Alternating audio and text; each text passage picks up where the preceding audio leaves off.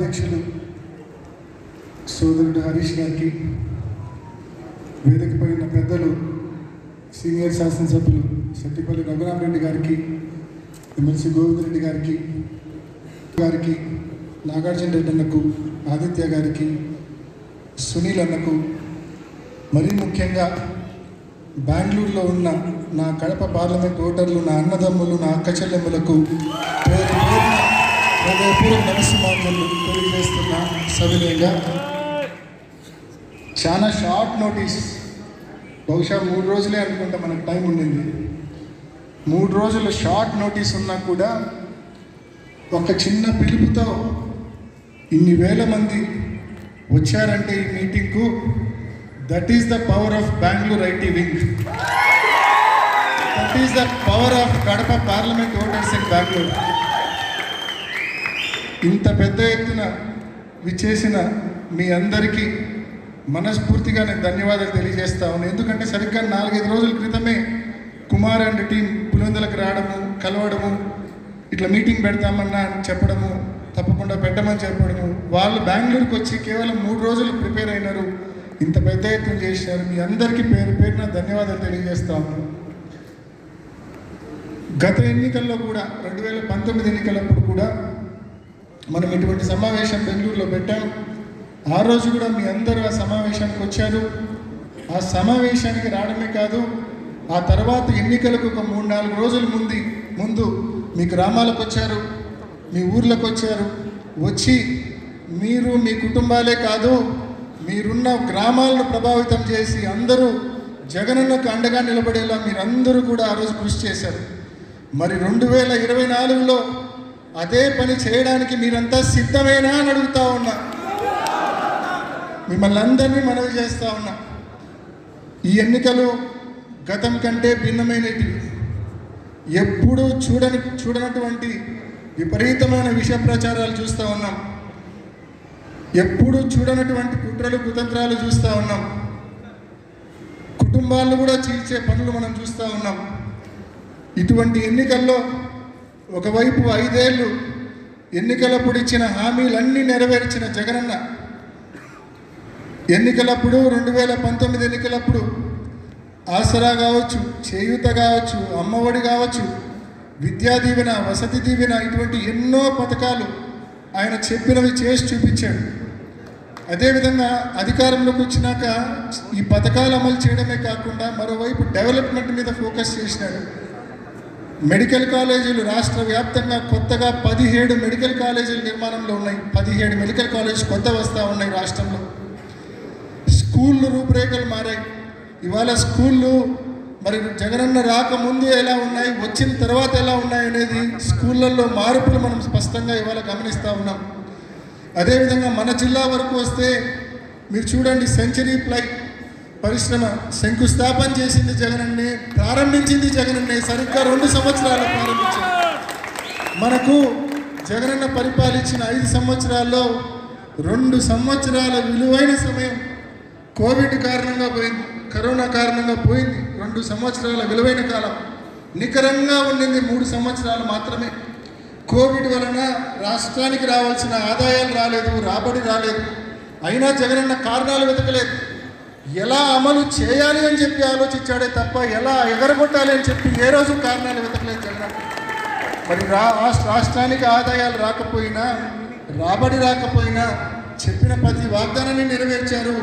ఎన్నో అభివృద్ధి కార్యక్రమాలు 3 ఏళ్ల వ్యవధిలోనే చేసి చూపించారు.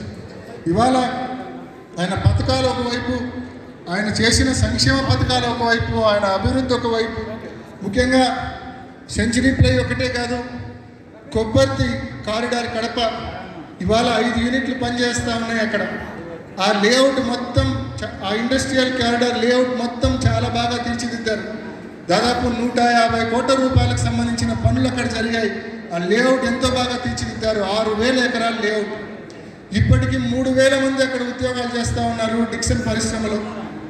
రాబోయే రోజుల్లో జగనన్న టార్గెట్ ఏంటంటే ఆ 6,000 ఎకరాల కొబ్బర్తి పరిశ్రమల కారిడార్లో 1,00,000 మంది ఉద్యోగులు పనిచేయాలనేది జగనన్న టార్గెట్. తప్పకుండా దానికి బీజం పడింది. ఇప్పటికే లేఅవుట్ కంప్లీట్ అయ్యి చక్కగా ఒక 5 యూనిట్లు వచ్చాయి. ఇంకా దానికి సంబంధించి వాటర్ ఫెసిలిటీ కోసం కూడా బ్రహ్మం సాగర్ నుంచి 120 కోట్ల రూపాయలతో వాటర్ ఫెసిలిటీ కూడా లేఅవుట్కి ఇస్తూ ఉన్నారు. మరొక 5 నుంచి 10 సంవత్సరాల్లో అక్కడ జగనన్న ఆలోచనలకు తగ్గట్టుగా 1,00,000 మంది పనిచేసే రోజులు దగ్గరలోనే ఉన్నాయని చెప్పి మీ అందరికీ తెలియజేస్తాం. మరీ ముఖ్యంగా మన జిల్లా వాసుల చిరకాల కోరిక ఉక్కు పరిశ్రమ. జమ్మలమడుగులో తొలుత ప్రభుత్వ ఆధ్వర్యంలోనే ఉక్కు పరిశ్రమ పెట్టాలని చెప్పి ఆయన భావించారు. వైఎస్ఆర్ హైగ్రేడ్ స్టీల్ ప్లాంట్ పెట్టాలని చెప్పి భావించారు. ఏపీ హైగ్రేడ్ స్టీల్ ప్లాంట్ పెట్టాలని భావించారు. ఆ తర్వాత మళ్ళీ టాటాస్తో, జిందాల్స్తో వీళ్ళందరితో కూడా పెద్ద పరిశ్రమలు ఉన్న వాళ్ళతో సంప్రదింపులు జరిపారు. అందరితో సంప్రదింపులు జరిపి జేఎస్డబ్ల్యూ జిందాల్ గ్రూప్ వాళ్ళు వచ్చి ఉక్కు పరిశ్రమ పెట్టడానికి ముందుకొచ్చారు. వాళ్ళకు సంబంధించిన ఎన్విరాన్మెంటల్ క్లియరెన్స్లు అయిపోయినాయి. వాళ్ళు జపాన్తో టెక్నాలజీ ఎంఓయూ కూడా జపనీస్ టీము, జిందాల్ టీం వచ్చి కూడా టెక్నాలజీ ఎంఓయూ చేసుకున్నారు. ఇక పేపర్ వర్క్ అంతా కంప్లీట్ అయింది. ఫీల్డ్లో మరి పనులు మొదలు పెడతా ఉన్నారు. 2026 ఉగాది కల్లా 1 మిలియన్ టన్ కెపాసిటీ 4,500 కోట్లతో అక్కడ ఉక్కు పరిశ్రమ కంప్లీట్ అవుతుందనే విషయాన్ని కూడా మీ అందరికీ తెలియజేస్తా ఉన్నా. 2026 ఉగాది కల్లా ఫేజ్ 1 మిలియన్ టన్ కెపాసిటీ 4,500 కోట్ల రూపాయలతో అక్కడ ఉక్కు పరిశ్రమ కూడా కంప్లీట్ అవుతుంది. నిజంగా అంటే ఒకసారి ఆలోచించండి. బళ్ళారి దగ్గర ఇదే జిందాల్ గ్రూప్ ఒక స్టీల్ ప్లాంట్ ఉంది. దాదాపు 12 మిలియన్ టన్నుల కెపాసిటీ స్టీల్ ప్లాంట్ ఉంది. అదే జిందాల్ గ్రూపు మన దగ్గర జమ్మలమడుగులో ఫేజ్ 1 కింద 1 మిలియన్ టన్ కెపాసిటీ పెడతా ఉన్నారు. తప్పకుండా వాళ్ళు దశల వారీగా ప్రొడక్షన్ పెంచుకుంటూ పోతారు, ఫేసెస్ పెంచుకుంటూ పోతారు. జమ్మలమడుగు కూడా నిజంగా మరొక పరిశ్రమల హబ్గా మరి జమ్మలమడుగు కూడా మారబోతా ఉంది. ఉక్కు పరిశ్రమ వస్తే ప్రత్యక్షంగా ఉక్కు పరిశ్రమ, పరోక్షంగా మరెన్నో పరిశ్రమలు రాబోతూ ఉన్నాయి. మరి ఈ రకంగా జిల్లాలో పెద్ద ఎత్తున పరిశ్రమలు తెచ్చే విషయం. గండికోట గురించి ఆలోచించండి. గండికోటలో గతంలో మనం ఏ రోజు 7-8 టీఎంసీల కంటే ఎక్కువ నీళ్లు మనం చూడలే. గండికోటలో జగనన్న వచ్చిన తర్వాత గండికోటలో ఇవాళ 27 టీఎంసీల నీళ్లు 3 దెబ్బలు పెట్టాడు. దాదాపు 900 కోట్ల రూపాయలు ఖర్చు పెట్టి 14 గ్రామాలకు సంబంధించిన R&R కాంపెన్సేషన్ పే చేసి ఇవాళ మనం 27 టీఎంసీల నీళ్లు మనం పెట్టగలుగుతూ ఉన్నాం. CBRలో 2-3 టీఎంసీల కంటే ఏ రోజు నీళ్ళు ఉండేవి కాదు. జగనన్న 250 కోట్ల రూపాయలు ఖర్చు పెట్టి 4 గ్రామాలకు R&R కాంపెన్సేషన్ ఇచ్చి ఇవాళ అక్కడ 10 టీఎంసీల నీళ్ళు మనం నిల్వ చేసుకోగలుగుతూ ఉన్నాం. అంటే ఇరిగేషన్ విషయంలో కానీ, పరిశ్రమల విషయంలో కానీ జరుగుతూ ఉన్న మంచిని గమనించమని వాళ్ళందరినీ కోరుతూ ఉన్నాం. ముఖ్యంగా కడప ఎయిర్పోర్ట్ గురించి ఒకసారి ఆలోచించండి. కడప ఎయిర్పోర్ట్లో నైట్ ల్యాండింగ్ ఫెసిలిటీ ఉండేది కాదు. కడప ఎయిర్పోర్ట్లో ఓన్లీ ATR ఫ్లైట్స్ మాత్రమే ల్యాండ్ అయ్యే పరిస్థితి, పెద్ద ఫ్లైట్లో ల్యాండ్ అయ్యే పరిస్థితి కాదు. మరి ఈ పరిస్థితుల్లో అనేక సార్లు మమ్మల్ని కేంద్రంలో ఉన్న అటవీ శాఖ వైల్డ్ లైఫ్ ట్రిబ్యునల్ బోర్డు దగ్గరికి పంపించి మరి నైట్ ల్యాండింగ్ పర్మిషన్కి సంబంధించిన లైటింగ్ ఎరెక్షన్కు ఫారెస్ట్ డిపార్ట్మెంట్ పర్మిషన్లు వచ్చేలా అనేక సార్లు మమ్మల్ని పంపించారు. మేము పోయి పర్సూ చేసి దానికి సంబంధించిన అనుమతులు తీసుకొచ్చాం. ఇవాళ కడప ఎయిర్పోర్ట్లో మనకు నైట్ ల్యాండింగ్ ఫెసిలిటీ కూడా ఉంది. అదేవిధంగా రన్వే ఎక్స్పాన్షన్ చేయడం కోసము దాదాపు చిన్న ఫ్లైట్స్ మాత్రమే ల్యాండ్ అయ్యే పరిస్థితి. రన్వే ఎక్స్పాన్షన్ చేయడం కోసము 75 ఎకరాల భూమి సేకరించాల్సిన అవసరం ఉంది, యాక్విజిషన్ చేయాల్సిన అవసరం ఉంది. జగనన్న ప్రభుత్వం ముందుకొచ్చి దాదాపు ఎకరాకు యావరేజ్ ₹1,00,00,000, ఎందుకంటే కడప కానుకోనుంది ఎయిర్పోర్ట్, ₹1,00,00,000 75 కోట్ల రూపాయలు వెచ్చించి 75 ఎకరాలు కొనుగోలు చేసి ఇవాళ రన్వే ఎక్స్పాన్షన్ పనులు కూడా పూర్తి చేయించడం జరిగింది. Kadapa airport is fit for పెద్ద ఫ్లైట్లు కూడా ల్యాండ్ కావడానికి ఫిట్గా ఉంది ఈరోజు కడప ఎయిర్పోర్ట్. అదేవిధంగా నైట్ ల్యాండింగ్, పెద్ద ఫ్లైట్ల landing, night landing facility and పెద్ద ఫ్లైట్ల ల్యాండింగ్ ఫెసిలిటీనే కాదు, 250 కోట్లతో మనం ఇవాళ టెర్మినల్ బిల్డింగ్ కూడా పూజ చేశాం. అనేక సార్లు కేంద్ర విమానయాన మంత్రిని, అదేవిధంగా ఏవియేషన్ ఎయిర్పోర్ట్ అథారిటీ చైర్మన్ను అనేక పర్యాయాలు కలిసి మరి ఇవాళ 250 కోట్ల రూపాయలతో నూతన టెర్మినల్ బిల్డింగ్ని కూడా మనం భూమి పూజ చేశాం. రాబోయే 18 మాసాల్లో ఆ కొత్త టెర్మినల్ బిల్డింగ్ కూడా కడప ఎయిర్పోర్ట్లో కంప్లీట్ అవుతుందనే విషయాన్ని కూడా మీ అందరికీ తెలియజేస్తాము.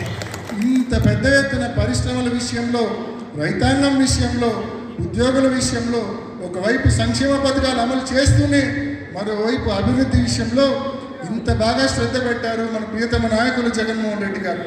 మనం ఇంత బాగా చేసినాం కాబట్టే, ప్రతిపక్షాలకు మనం విమర్శించేదానికి ఏమీ లేదు కాబట్టే, ధైర్యము దమ్ము లేదు కాబట్టే, వాళ్ళ దగ్గర ఎటువంటి మ్యాటర్ కూడా లేదు కాబట్టే ఇవాళ గుంపుగా మన మీదకి వస్తూ ఉన్నారు. టీడీపీ ఒక్కటి రాలేదని చెప్పి బీజేపీని జనసేనను మన మీదకి తీసుకొని వస్తున్నారు. అదేవిధంగా గుంపుగా వచ్చిన ధైర్యం సరిపోక ఇష్టం వచ్చినట్లు మన మీద విష ప్రచారం చేస్తూ ఉన్నారు.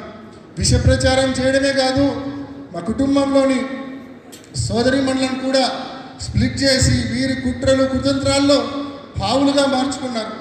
ఒక్కసారి